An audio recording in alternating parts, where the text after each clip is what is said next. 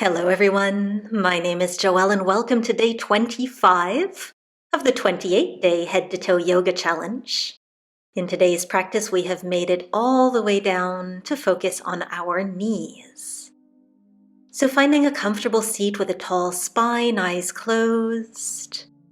A few deep breaths here to arrive to notice how you're feeling, how your knees are feeling today.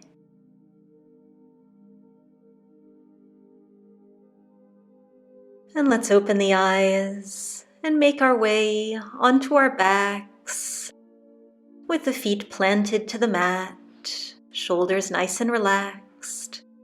And keeping the left foot down, we'll lift the right foot off the mat, take hold behind the right thigh, and we'll flex the right foot up towards the ceiling, and then point the toe and release that leg. So straightening and bending that leg. The leg does not have to go all the way straight. This is not about stretching into the hamstring. It's just about starting to work that knee in a little bit of a gentler position where we're not placing any weight on it.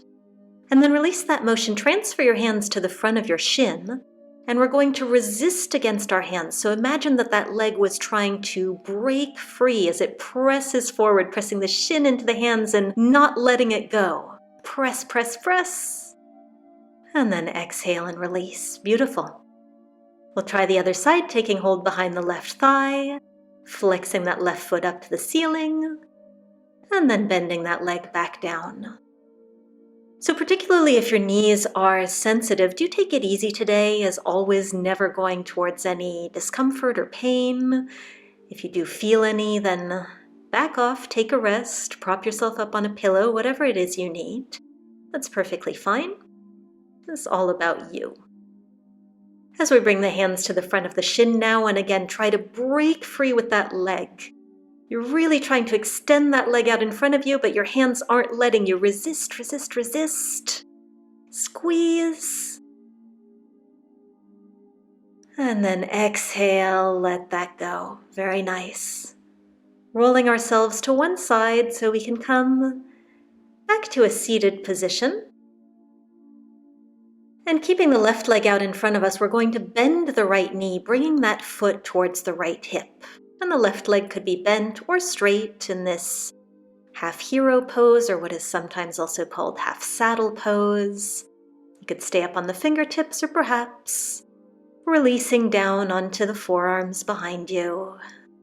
Keeping the chest nice and proud. Filling the lungs, filling the belly with those deep inhales. And this is a really deep stretch, so let's come out of it now. We'll try the other side, bending the left foot back towards the left hip with the top of the foot on the mat. Right leg can be bent or straight, and we can stay up on fingertips or perhaps releasing onto those forearms.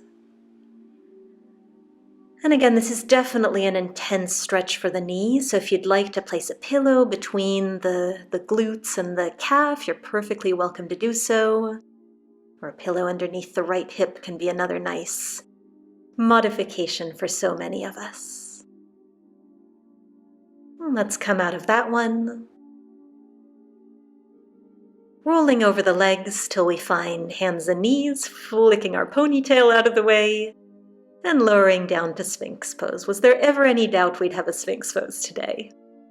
And you can widen the legs this time, and we'll start bending and extending that right leg without letting the knee touch the ground.